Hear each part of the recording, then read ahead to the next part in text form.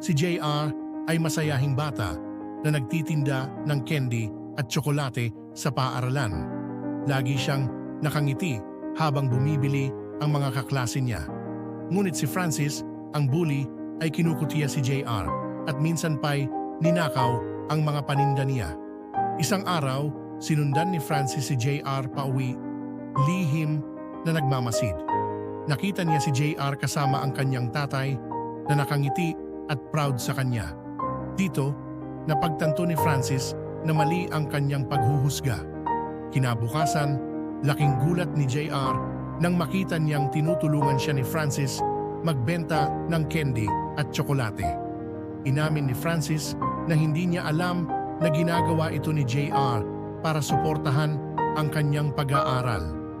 Naging magkaibigan sila at natutunan ni Francis na hindi dapat basta husgahan ang iba.